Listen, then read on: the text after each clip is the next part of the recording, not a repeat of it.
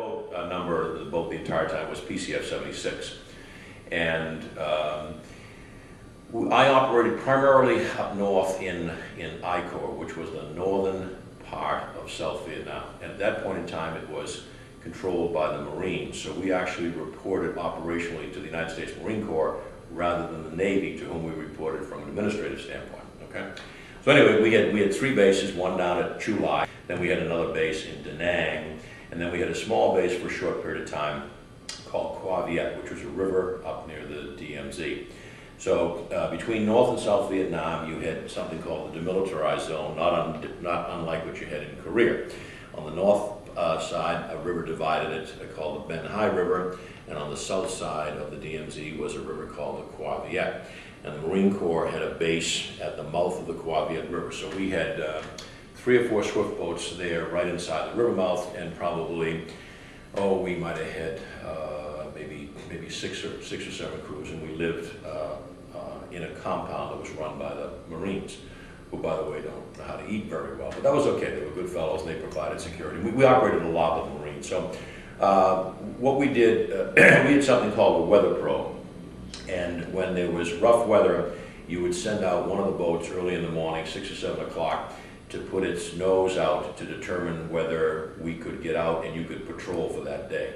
And if you could, you sent a radio message back, and the rest of the boats that were on patrol that day would go out. But if the radio message was, you can't patrol, then everybody would stay in port. And this is November 6th, I won't forget it, 1967. And this is kind of the winter storm season. So we were on the tail end of a winter storm. So I had the first patrol, so my job was to go out and do a weather probe. So what you do is you prepare the boat as if you're going to be out for the 36 hours, okay? So you get the crew, and we were right by the river mouth. But the river mouth was tricky because there were sandbars, and they were always shifting. When you were shifting and overlapping sandbars, you get all of this surf. So you might have a surf line that's a couple of 100 feet long, and then you've got open water, and then you've got another surf line. And with storms, these sandbars are constantly shifting. So as the sandbars shift, so do the surf lines. So you couldn't get a straight shot coming out the river. Unfortunately, you had to kind of come around, go to the south, and then head, and you look down, and there are multiple surf lines. So you get a row of white water here, etc. And you kind of have to pick your way through it. And occasionally they'd have a buoy there, but with the changing sandbars, sometimes you couldn't even bet on the buoys. So anyway, you came around a corner, and then you took a left-hand turn, and you headed out into the surf line.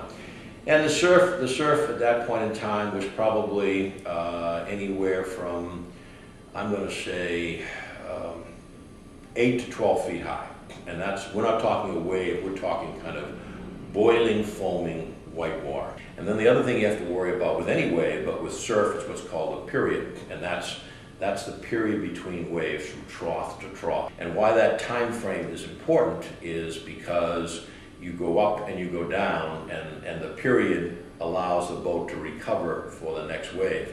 So if the period's too short, the boat goes down, you don't recover for the next wave. Okay, so that's what you had to worry about. And when you're out in a huge hurricane and they're 30 feet high, the same thing applies. How long is the period? So this is, in a normal thing, you might have a 7, 8, 9 second period, but this was much shorter.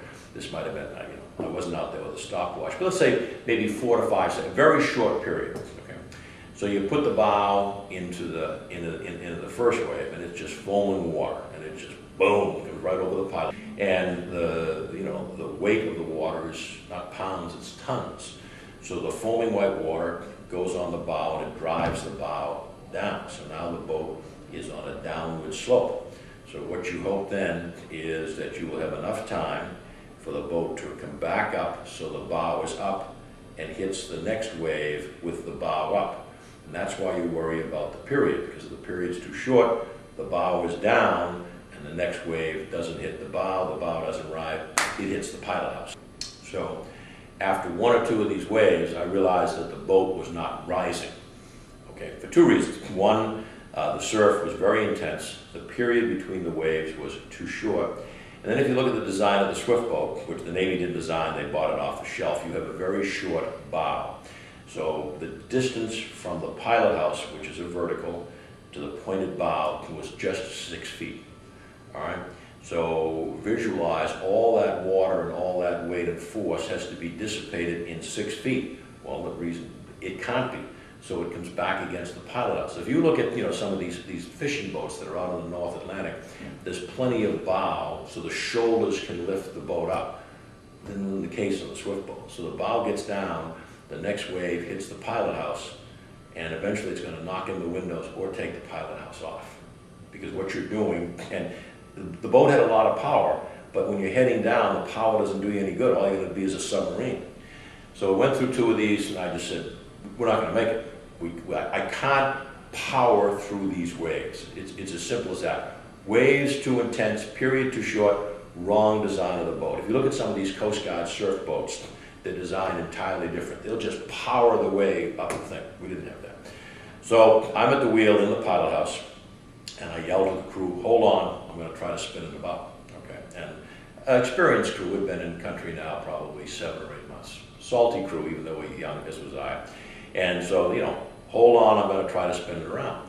So what you do is you wait for a period between the waves, and in this particular case, I took the starboard engine and pushed it ahead hard. I took the port engine and pulled it back into reverse to spin the boat, and then I took the wheel and turned it hard to the left to accelerate as fast as I could the turn, because you had a limited amount of time. So I said, hold on, went right into it, and standing in the pilot house with me was my boatsmate. The other 4 crew members were back in the short main cabin. So it wasn't something you really could prepare for. It was kind of a decision, bang, bang, bang, bang, bang. So we turned, we got halfway around, so now visualize that we are in the trough between the 2 waves of the surf, okay, and the boat is along the trough, okay? It's not really where you want to be. You want to be totally turned around. So visualize this, we go up, we go down, and then we turn like this. So we're in the trough, and what happens here is the next wave comes and it catches us on the stern quarter. So it's got so much force, it lifts you right up, it doesn't hesitate, and it rolls you right over. So now we are all upside down in the boat. And as it went over out of the corner of my eye, I just looked and I saw a gray wall of white water, because some of the first set of windows had been bashed in by the surf, and just like that. So what I did is, as it was over, I made a bolt for the side window. And if you look at the side window, there's a lot of me and not much side window, okay? And it's not the type of thing where you have a time frame where, gee, I'll go over here and I'll open the door and I'll get out that way, okay?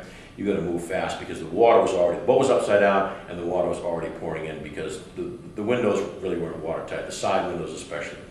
So I get out and I'm partway through the window, and it wasn't a 46 extra long, so I am stuck in the window. Okay? And so, instantaneously you just do what you have to do, and I get out. All right? This is we're talking seconds here, not a lot of contemplative time. So now I'm outside the boat and I look up and there's a shadow, and I'm below the boat, and the boat is now coming down again. Okay, only it's coming down on top of me. So I dive down, get off to the side. Fortunately, the boat, I don't think, hit me. So I come up now, and I'm very short of breath because of it in the cabin. I get stuck in the window, I get dove down, et cetera, et cetera. So I don't know anything else that's going on.